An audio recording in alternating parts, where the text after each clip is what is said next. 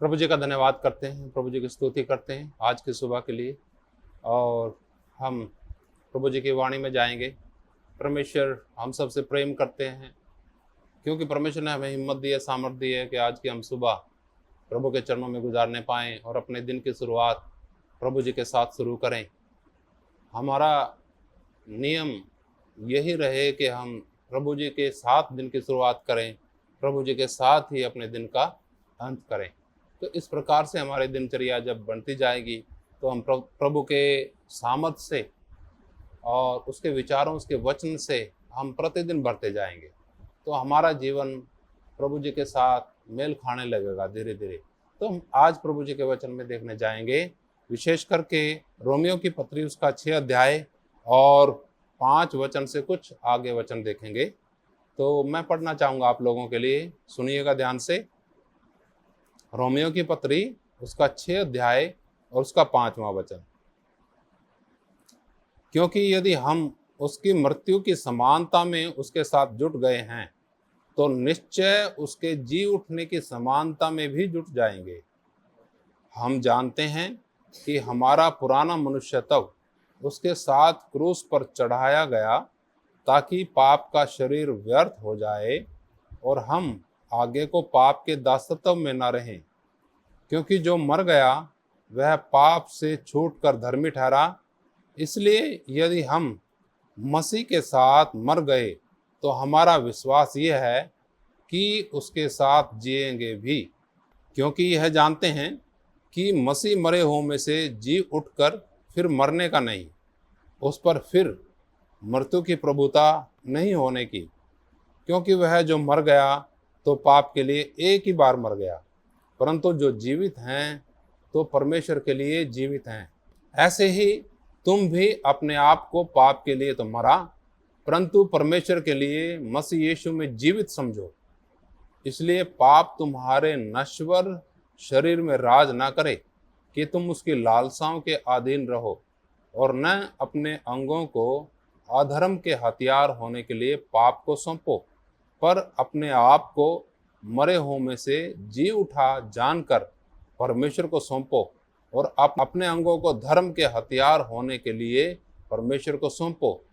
तब तुम पर पाप की प्रभुता ना होगी, क्योंकि तुम व्यवस्था के अधीन नहीं वरन अनुग्रह के अधीन हो। प्रभु जी का धन्यवाद। ये जो आज के वचन हैं, उत्तम वचन परमेश्वर ने आज की सुबह हमें दिए। तो हमें इन वचनों को ध्यान से समझना है, सुनना है, और अपने जीवनों को इन वचनों के लिए खोलना है, अपने मन को खोलना है, ताकि ये वचन हमारे जीवन में आए, व्यवहार में आए, उतरें। सबसे पहले हमें प्रभु जी से यही निवेदन करना है, प्रभु जी ये वचन हमें सिखा, समझा, क्योंकि हम इस संसार में रहते हैं, अनेकों प्रकार के आकर्षण है, लोभ लालच है, खिंचाव है, बहुत सारी लालसाएं हैं, बहुत सारी चीजें हैं। लेकिन ये प्रभु जी का वचन क्या कहता है? वचन में अभी हमने पढ़ा था, लिखा, क्योंकि यदि हम उसकी मृत्यु की समानता में उसके साथ जुट गए तो निश्चय उसके जी उठने की समानता में भी जुट जाएंगे। उसकी मृत्यु की समानता में उसके साथ जुटने का अर्थ क्या है? उसकी मृत्यु की समानता में उसके साथ जुटने का अर्थ यही है कि हम क्या करें। जैसे प्रभु यीशु मसीह जी ने बलिदान करके दिखाया, हमें भी बलिदान करना है। हमें अपने शरीर का नहीं, हमें पाप के लिए नहीं, हमें लेकिन शरीर के अंदर जो शारीरिकता है उसके लिए बलिदान होना है। पाप के लिए तो एक ही बार प्रभु यीशु मसीह जी बलिदान हो गए, वो हमारे पाप के लिए बलिदान हो गए। अब हमें अपने पाप के लिए नहीं, लेकिन हमारे अंदर जो शारीरिकता भरी हुई है उसके लिए प्रतिदिन मरना। बपतिस्मे का अर्थ यही है ना, उसके साथ मरना, उसके साथ गाड़े जाना, उसके साथ जी उठना, ये तो मतलब है। लेकिन बहुत से ऐसे लोग हैं जिन्होंने बपतिस्मा लिया, उनको बपतिस्मे का भी अर्थ नहीं पता, क्या मतलब है उसका। सोचते हैं पानी में डुबकी लगाई और खत्म। ये अर्थ नहीं है उसका। ये अर्थ है यहाँ पर जो लिखा ना वचन में, क्योंकि यदि हम उसकी मृत्यु की समानता में उसके साथ जुट गए, यानी एक ऐसा मन रखना हमें, अगर गलती में है, जीवन में कुछ ऐसे बातें हैं, लालसाएं हैं, ऐसी लत हैं जो परमेश्वर के विरुद्ध हैं, तो हमें उन्हीं को दिन प्रतिदिन धीरे धीरे करके हमें क्रूस पे चढ़ाते जाना। जब हम ऐसा करते जाएंगे तो हमारे अंदर जीवन प्रकट होगा। किसका जीवन प्रकट होगा? मसीह का जीवन प्रकट होगा। क्यों नहीं लोगों के अंदर जीवन प्रकट होता? लोग सोचते हैं ये भी चलता रहे और साथ में वो भी चलता रहे, और फिर कोई जीवन प्रकट होता नहीं है। साधारण मनुष्य की तरह जीवन जीते जाएंगे, बल्कि साधारण मनुष्य से भी विश्वासियों का जीवन बहुत बदतर होता जाता है, बहुत बदतर होता जाता है। उनको नहीं पता अपनी बात का हाँ की हाँ करनी चाहिए कि नहीं। मैंने आपके लिए वायदा कर दिया, थोड़ी देर में मुकर गया। ये कौन से विश्वासी का जीवन है? तो आम आदमी का जीवन भी नहीं है। वचन तो कहता है हाँ की हाँ और ना की ना। अगर इससे ज्यादा कुछ होता तो लिखा वो बुरा है। बुरा करने के लिए प्रभु जी ने हमें नहीं सृजा। आगे पढ़ते हैं इसमें, तो इस बात को समझ गए ना कि अगर हम उसकी मृत्यु की समानता में जुट गए तो फिर क्या होंगे? उसके जी उठने की समानता में भी। हम सब विश्वास करते हैं जब प्रभु यीशु मसीह आएगा तो जो लोग हमसे पहले चले गए इस दुनिया से, वो जी उठेंगे, ठीक है, और फिर हम भी बदल जाएंगे। हम कैसे? एक देह दी जाएगी जो हमेशा तक उसके साथ हम रहेंगे। तो हम किस प्रकार के विश्वास में, किस प्रकार के सिस्टम में जीवन व्यतीत करते हैं? तो आगे देखते हैं वचन में 6 में, हम जानते हैं कि हमारा पुराना मनुष्य तो उसके साथ क्रूस पर चढ़ाया गया ताकि पाप का शरीर व्यर्थ हो जाए और हम आगे को पाप के दासत्व में न रहें। आप समझे?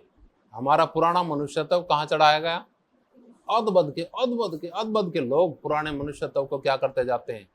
अपने साथ लपेट के चलना चाहते हैं।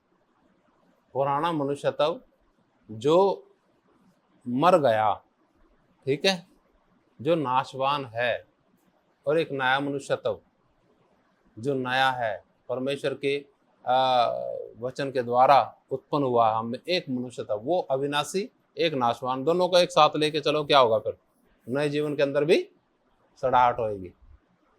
जिंदा व्यक्ति के पीछे कोई मुर्दा बांध दे, क्या होगा उसको? कुछ दिन में छोड़ो, कुछ ही घंटों में क्या होगा? मान लो एक जिंदा व्यक्ति है और उसके पीछे एक लाश बांध दी किसी ने, तो कुछ ही घंटों में क्या लगेगा? आएगी ना बदबू। ऐसा ही विश्वासियों के जीवन में से, उन विश्वासियों के जीवन में से जो वचन को नहीं समझते, अपने जीवन को समर्पित नहीं करते, उनके जीवन में होता है संसारिकता की, शारीरिकता की बदबू आती रहती है। कहते हैं विश्वासी, लेकिन ऐसा नहीं है।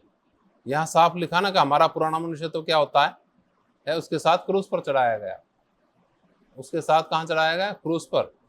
फिर आगे लिखा है ताकि पाप का शरीर व्यर्थ हो जाए और हम आगे को पाप के दासत्व में न रहें, क्योंकि जो मर गया वह पाप से छूटकर धर्मी ठहरा। हालेलुया। तो इस वचन के अंदर लिखा है 7वें वचन में, क्योंकि जो मर गया तो वह पाप से छूटकर क्या ठहरा?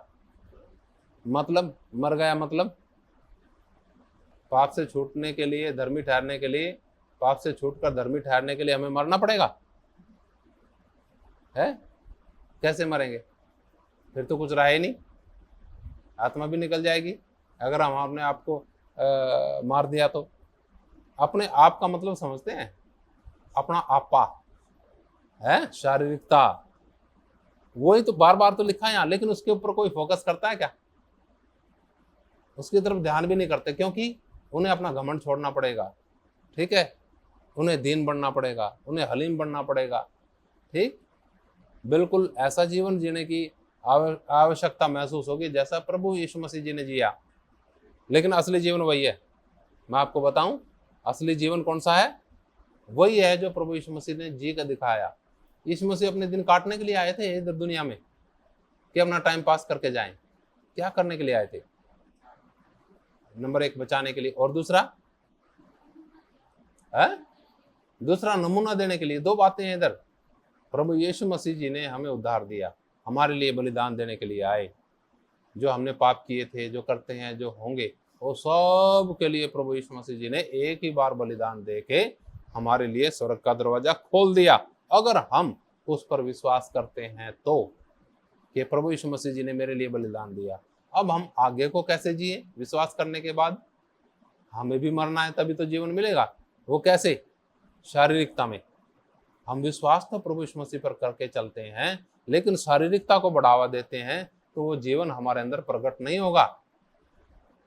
जो जीवन वो देना चाहता है, स्वर्गीय जीवन देना चाहता है, स्वर्ग में जो जीवन होगा वो यहीं से प्रकट होना शुरू होना उसका। ठीक है, स्वर्ग में क्या है, सब लोग एक साथ रहेंगे ना रहेंगे, लेकिन यहाँ एक दूसरे को लोग देखना पसंद करते हैं? बिल्कुल भी नहीं। ऐसा गुस्सा आ जाएगा दूसरे को देख के, क्या विश्वासी जीवन है कोई? कोई भी नहीं है जीवन। ठीक है, तो वहां तो एक साथ रहना पड़ेगा। फिर वहां कैसा रहेंगे? सोचिए, हालात खराब हो जाएंगे। प्रभु जी का धन्यवाद, प्रभु जी की स्तुति करते हैं आज के इस वचन के लिए। मेरा विश्वास है परमेश्वर ने आप सबको आशीष दी होगी आज की सुबह। और जहां हम अपने आप को देखते हैं मुझे ठीक करने की आवश्यकता है, मेरे विचार में मैं गलत हूँ, मेरी आदतों में मैं गलत हूँ, मेरे व्यवहार में मैं गलत हूँ, वो ही आज की सुबह हम क्रूस पर चढ़ाएं, उसी को बलिदान करें। उसी को कहते हैं मरना। प्रार्थना करेंगे। महान जीवित प्रभु जी आपका धन्यवाद, इस समय के लिए तारीफ करते हैं प्यारे परमेश्वर। आज के वचन के लिए धन्यवाद करते हैं जो आपने हम सबको दिया। प्यारे परमेश्वर, हम प्रतिदिन आप में बढ़ते जाएं और संसार में घटते जाएं। शारीरिकता को हम बलिदान करते हैं प्रभु। आप जानते हैं हमारे जीवनों के अंदर क्या क्या कमियां हैं, कमजोरियां हैं, क्या शारीरिकता वास करती है प्रभु। वो सबको प्यारे प्रभु आज की सुबह क्रूस पर चढ़ा देते हैं, बलिदान करते हैं प्रभु यीशु आपके नाम से। प्यारे परमेश्वर, ये कलीसिया प्रतिदिन आप में मजबूत हो। धन्यवाद मेरे पिता परमेश्वर, इस कलीसिया के लोगों के जीवनों में आपका जीवन प्रकट हो और उनके जीवन जो पुराने जीवन है नष्ट किए जाएं प्यारे पिता।